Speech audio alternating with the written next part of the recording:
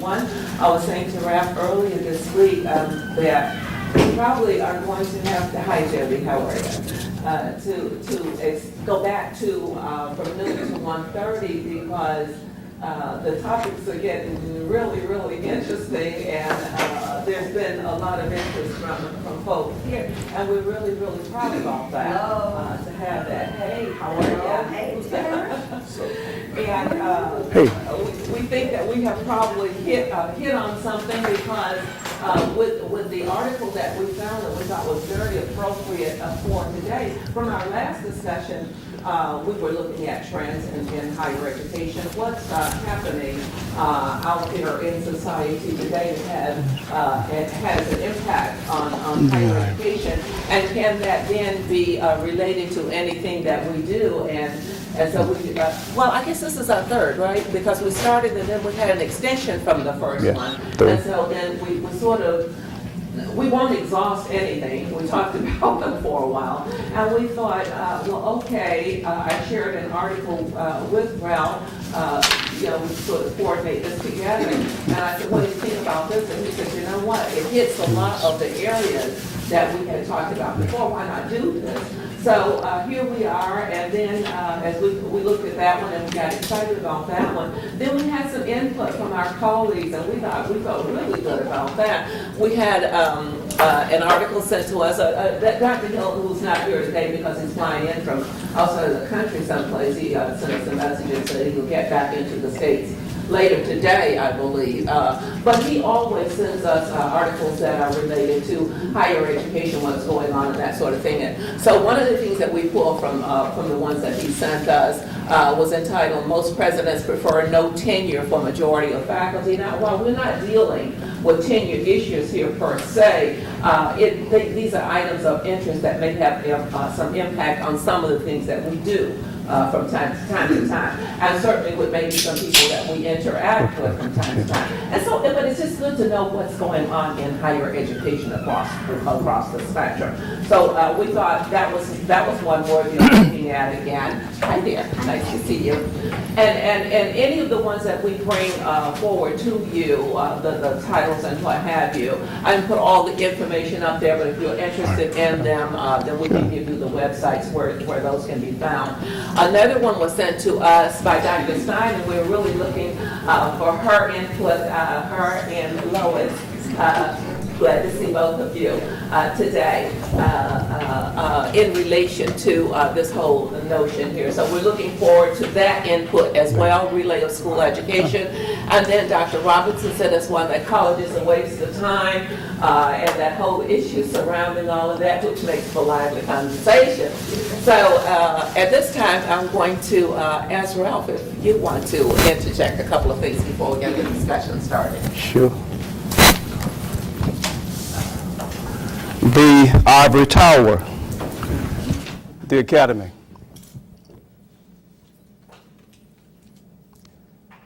Just when you look at this article by William Deresiewicz, the title is Faculty Towers, the Crisis in Higher Education.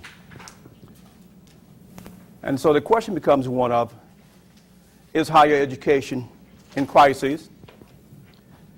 And if so, what factors are contributing to that crisis in higher education? When you look at this article by William Deresiewicz, it focuses on a variety of themes, a variety of particular issues. And although we have them listed in your flyer that you received, we're not going to proceed in any particular sequence. But what we want you to do is to think individually and collectively, is that as you look at this host of themes, these items we have listed here, that we have taken out of his article, we want you to focus for the next 30 or 40 minutes or so on what dominant factors that you feel are contributing to the crisis in higher education, if you feel that there is a crisis in higher education. So with that, we're going to begin. Delois and I will be back and forth, but again, we want you to take a look at these. And those that tends to reach out and grab you, we want to begin this discussion. Which of these particular factors that you feel are having the most impact are contributing to the crisis in higher education. So with that, we're going to begin our discussion. Feel free to speak as you will. Or you might feel that there's no crisis in higher education. We can deal with that too. Go ahead, Mike. I don't think there is. There's not a crisis in higher education. There's a crisis in some of the things that affect higher education, but there is no real crisis. Okay. But the issues that we should talk, I'd like to talk about, I'm sure. Like the tenure versus contract. Okay. A little test. How many of us would have the courage right now to say that online education is bad if we really felt it here in the presence of others from the business? Would we have the courage? Have the courage to say it. Maybe we all have to put our heads down. I didn't have to, but he did. Because I think there are issues in higher education that a lot of us are afraid to bring up. Such as? In previous decades, many of us were more likely to bring up within the academy. That's one. But you should give us an example, Mike. Don't leave us hanging. Teeny tiny example. Quality of courses being offered by departments other than your own. Those are issues that are commonly discussed in faculty curriculum committee meetings where professors are called to task to demonstrate how the courses they're offering measures up, if you would. And I think there is a reluctance to do that today. But that's just an example. Well, let me deal with that a little bit more. Is that when you look at what this article focuses on, which is what we have experienced and what we know as academics and people in general, is that many institutions, for various reasons, have been utilizing not full-time tenure under professors, but adjunct, part-time. And the article says that that is because of efficiency. So when you look at that, a tenure earning or a full-time professor versus a part-time adjunct, what impact does it have on quality, up or down? What do you think? I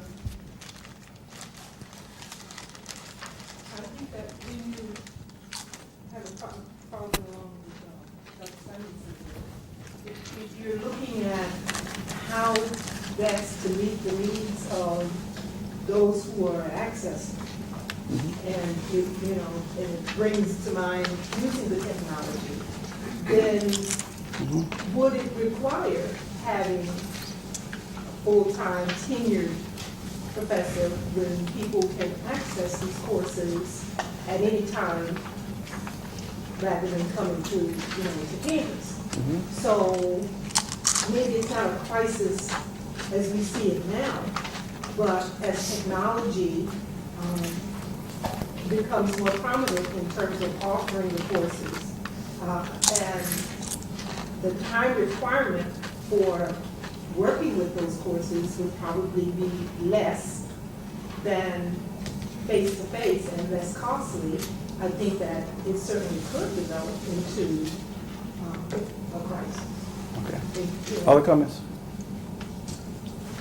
Regarding those two comments? Or other issues from this article? Go ahead. You want to jump in first?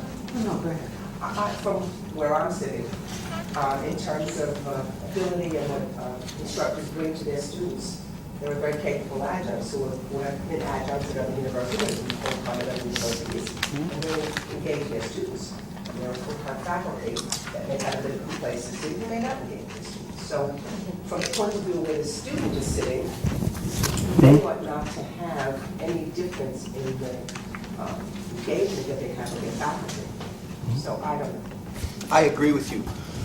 But just for the sake of argument, what do you think the average grade given by adjuncts in the Fixler School is versus the average grade given by professors in the second continuing contract? Do you think they're the same? Let's say it's and you don't have to answer, it's a rhetorical question, but do we think that the average adjunct who teaches in the Fixler School, let's say their average GPA that they give to students, course grade is 3.8. Do we think that's higher or lower or the same as what full-time faculty with continuing contracts give over the course of several years on average to their students? I think in this institution, just again, from where I'm sitting, I advise doctoral students and I see this well, I can't do this. Let me be It'd be the interesting to find out. let me be the devil's advocate, is that there's the impression that adjunct faculty, because they want to continue their relationship of employment with that institution, may very well be influenced to inflate their grades, to continue that contractual relationship. But the same thing can be true of full-time faculty who want to keep their jobs and then not have someone come down on them and because we're chasing students Well, away keep because teaching we the get same low courses, grades. so they gotta keep those courses. Yeah. So the same argument can work either way, and I think part of the question that Mike asked is not valid because, I know that surprises you, because it depends somewhat on the philosophy of the individual. If you believe more in mastery learning and you let students repeat work to get it right and take a little more time, take an incomplete until they get it and get an A, you may have a higher number of A's. And it may not be just grade inflation. Okay, hold that. I'm going to get back to another issue. The question, item here, should students pursue graduate school? Now, that may not have a tremendous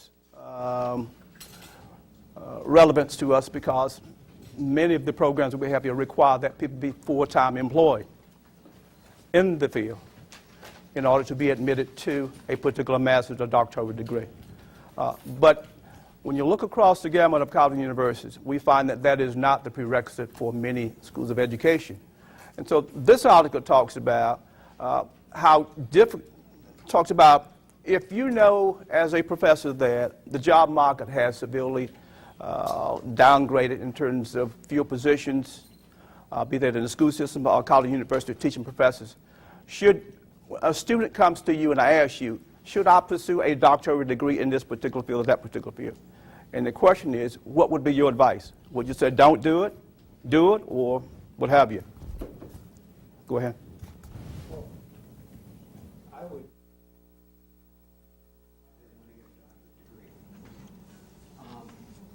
I noticed that the last several years, many K through 12, they go through education and leadership. They were under the impression that if they get a doctoral degree, they'll end up becoming an administrator, principal, superintendent, or something like that. When in fact, that is not the case at all. In K through 12, especially in the Florida area, there's more and more superintendents who do not have doctoral degrees. So I would ask them why. If they think they're going to get a better job in the K through 12 system, I would at least talk to them about it. Isn't the acting superintendent Broward, doesn't he just have a bachelor's degree? Let's shift to the university in terms of full-time teaching positions at college and university. Governor, same question. Would you advise us to pursue the doctorate? Well, the trends now, and one of the articles that we had, and as a fact, we know this one company, you can help me with this, is offering $100,000 to people in a specific niche you help me out with this, Mike, to do something else, and they have to be committed to that non-university engagement. 2 years, I believe it is, and then if they decide. But if you're making $100,000 or whatever doing this and you're finished with that, I wonder how many of those people are really thinking that college is necessary. I think the thing about it is like what the article is talking about and what other articles are showing that support that is that we know, those of us who are present here today, we know that education is not, we're not in it for the money. Because, I mean, that's just no if, and, buts about it. So then, when young people now who are very astute at doing that, look at the younger generation who are millionaires now, moving into the other heirs sort of area. They can't see, I mean, you're in it, you're gonna, before it was money, one of the reasons that you're going to the college university, and I think maybe a secondary, maybe in some cases, that it was the prestige. I'm a college graduate, and I'm doing this and I'm doing that, but that does not seem to be the trend of the day, that you got to have the status or will acquire the status because of going through the universities, colleges and universities. It's making money, and they're doing that with the high school education, some of them without a high school education. So what are you going to say in an economy that's waning all the time? The job market is in the toilet. People come to you now and say, should I go for it? Really, ethically, when you think about it, and values-wise and integrity-wise, what would you say to someone who came to you all wide-eyed and innocent to say, I'm ready to sign on the dotted line. I really respect what you have to say. What would you say? I think that looking at from this perspective, what are they looking for? As you look at the baby boomers, as was mentioned in the article, who many of them are the tenured professors at this point, are coming at a point where they would begin thinking of leaving the profession. How do you fill that void? So there may be, because we're just beginning to see that, that window of retirees. And so there needs to be a group that's prepared to step into that. And I just feel that there will be a need, at some point, a greater need. So yes, from that perspective, if the path they're wishing to follow leads to that, then yes, go. The devil's advocate again. Retirement is not mandatory. Many tenured professors are making substantial amounts of money. We have students teaching undergraduate courses. They're research assistants grading their papers. They don't intend to leave. Those that are fortunate enough to get a position, most likely will be non-tenure earning. Deal with that. Come on. Go ahead. You brought up some really good points. And the paper also did about the grading of the faculty, and how the faculty is really getting older and older. And the natural way of things, that they would retire somewhere around 65, and then that was their new 67. But because of the economics, the economy, and the fact that many of them lost some of their retirement money to wherever they invest in everything, it's forced them to stay on a little bit longer than they had anticipated. So there's a ripple effect that comes from that. The young lions that are coming up have to wait just a little bit longer. And again, K through 12, the same thing. Principals were, they forecasted there was going to be a huge shortage of leaders and principals and directors. They're all getting ready to retire, but they didn't retire because of the economy and everything. So I think that's a good point about that. And one last point, when they do retire, there's a trend that they are replacing full-timers with adjuncts, just because it's cheaper, less overhead, et cetera. And they have a little bit more control over them, quite frankly. And so wherein us faculty members are focused on quality and standards, administration is looking at the budgetary conditions and circumstances. So we've got to keep the lights on and the building open, so forth and so on. And that's a tremendous conflict going on there. I'm not sure who's going to win. Let me shift. Go ahead. I'm sorry, go ahead. Well, I don't want to talk too much, but these are really possible for many of us to imagine it's ever wrong to pursue more education. It doesn't matter about whatever finances are. Any time a person feels inclined and has the ability and desire to pursue more education, that's always a good thing, in my opinion.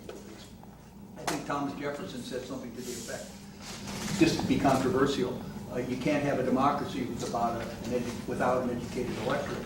So one wonders the political background of those who are advocating the decline of education. You know, one could make an interesting controversial case where your personal academic freedom needs to be determined before you start making the case that there are those in government who don't want an educated electorate because it's easier for them to accomplish what their political agenda might be. Now, those are the kind of discussions you have to have in higher education. And you have to have the confidence to say them and know that that's within your prerogative. And by the way, I just want to say one other thing, and I'm going to be quiet. Since you brought up the tenure thing, I wonder, what do we really have here? I know we don't have tenure. So I went and dug out my continuing contract. Good for you.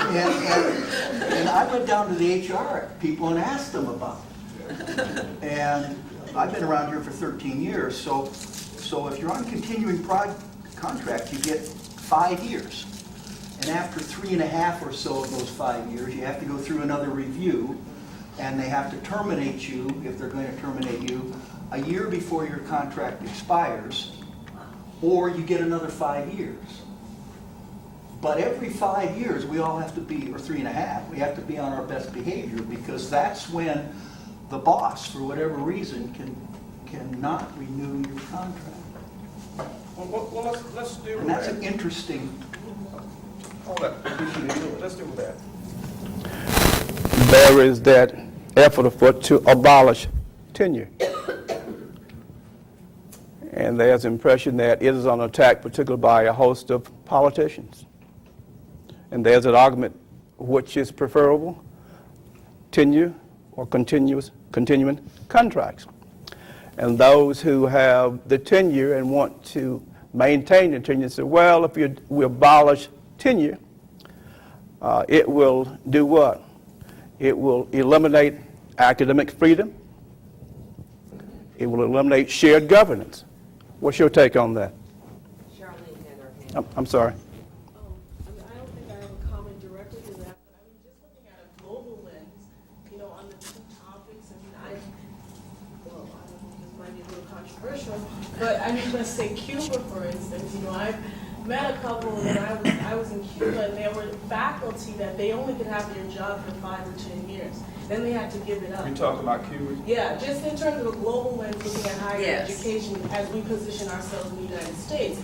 And it was very traumatic for people who had jobs for 10 years and they had to give it up to someone else. However, they have one of the highest literacy rates, one of the highest rates of people getting undergrad and graduate degrees. So they have set up a system that's pertinent to their government. If we look at Haiti, where we do not have graduate schools, there's probably only 2 master's programs in the entire country. 1% of the nation are able to go to college. So, and then that system is set up for the demographics or the issues that Haiti face, where it's to the advantage of those in charge not to educate the masses to that level. So we're in this quasi-situation here in the United States in terms of what is the purpose of higher education. I mean, for me as an advisor, you know, for my first journey here at Fischler, it was like convincing these students, why should you get this doctorate in education and sustain it and work through it and pay, for some of them, more money than they will ever make. You know, in a given year, I mean, $150,000 they owe after 2 years in the doctoral program. But I mean, for me, you know, I think it's a process. You know, we have to train our young people the significance of going through these trainings to develop a discipline and a process of thinking. And in doing that, some of them will require certain skills, that's needed in this country, and some of them will simply acquire a process to think. And then what do you do with that commodity? I have no idea, but I just wanted to add that we have to look at a global context, one, and also what is the benefit here in this country of educating these masses of people for what purpose and what need. And different countries have figured out, I need this, and this is what I'm gonna do. I need these people to be silent and not to have any power, and this is what I'm gonna do. That's interesting. Very interesting. Well, I think some of that goes back to what Ron initially said as well. And I think there's a real social context that schools of higher education in general, really, my parents' generation believed everybody should go to college. And the schools, the K-12 schools, particularly high schools, adjusted their curricula to get everybody ready for college. There were still some technical schools, but that started to be treated like second-class citizens. You can't make it in college prep, you go over there. And there's a swing back the other way now because we're losing a skilled labor force. And not everybody's cut out for college. And not everybody wants to go. Some kids, their skin doesn't fit in school, in K-12 school. And so I think there's going to be a trend back the other way, and I can see where either four-year institutions or probably the community colleges are really going to get into some of the technical training. Well, that moves us to the last item on the list, which is talk about the liberal arts versus professional, technical, and vocational education. There's an ongoing thing that, well, should we get something practical where there are jobs available and it might not take a degree of just minimum training on the job, what have you? What do you think?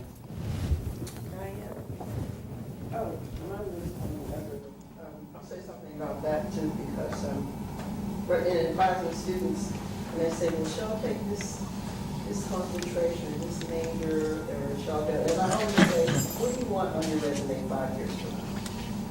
Try to think, because everybody's working. I said, because I'm thinking it's going to be a while before you get through. And I said, what do you want to say about yourself?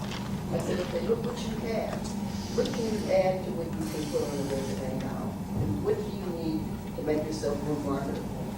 I don't try to sell the value of education, because I know if they really get through it, they're going to gain that from being in classes, but they're looking for a practical answer, and that's what I say. And they'll say, well, I have a master's and a specialist degree in leadership.